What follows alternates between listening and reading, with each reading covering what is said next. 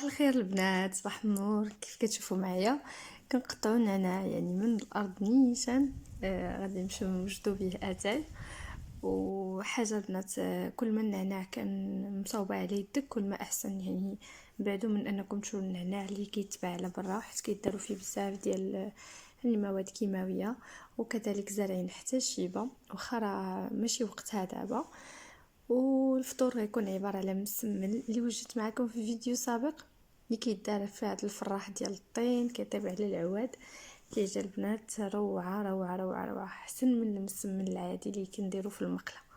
هذا هو الشكل ديالو كيف كتشوفوا، كيجي مرق من الداخل ومع كاس ديال اتاي. يعني راه نعاودش لكم فطور كيجي شهوه منه.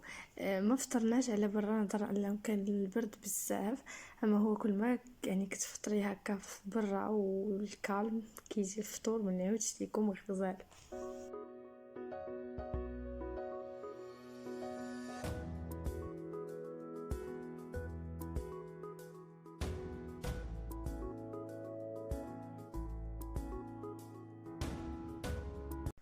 والغدا غيكون عباره على كسكسو. هاد القرعه كيف كتشوفوا قرعه بيو طبيعيه حتى هي، سبحان الله الاشياء اللي كتكون طبيعيه يعني ما مداويه ما حتى شي حاجه كتجي فيها واحد الطعم ما نعاودش لكم. هاد القرعه كتجي حلوه بزاف ومرمله. يعني راها ما فيهاش داكشي المضر. هي اللي غنديروا بها الكسكسو ديالنا.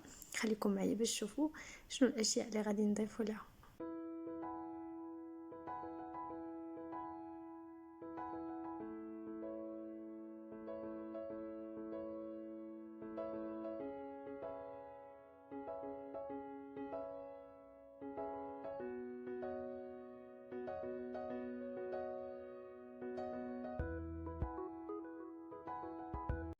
بالنسبه لبنات الكسكسو صوبت معكم اكثر من شكل في القناه، غنخلي لكم في جدول الوصف.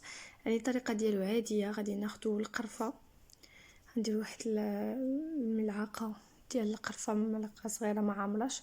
غنديروا 2 معالق تقريبا ديال الكركم والخرقوم بلدي.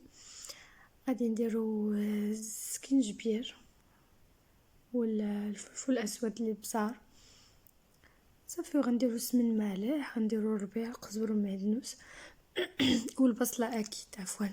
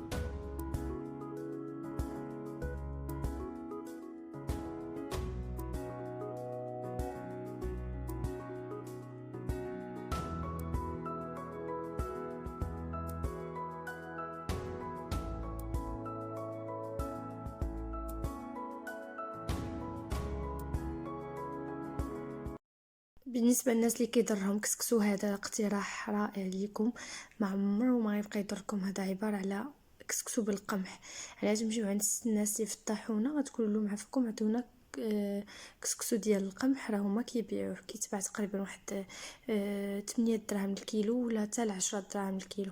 غنديروا شويه الملحه وكنسمدوه. يعني كيف قالت لي الوالده ديالي، الكسكسو ديال القمح كيدار بنفس الطريقه ديال السميده، يعني بكسكسو ديال الذره. ما كنكسكسوش حتى جا هو الحجم الحبات ديالو كبيره، الا زدنا كسكسناه غادي يعني غيولي كبير بزاف. صافي غير كنسمدوه بهذا الشكل وكنديروه في الكسكاس.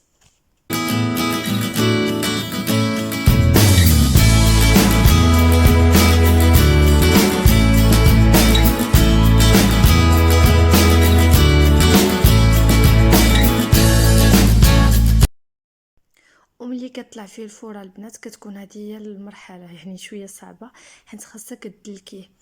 بحال الكسكسو ديال الذره كنبقاو ندلكوه وهو سخون، كنرشوا الماء وكندلكوه بيدينا، ولا ممكن نستعنوا بشي معلقه تبقاو توركوا بها، يعني كتبقاو كتبركوا على داك الكسكسو باش كيرطاب ما كيبقاش حرش.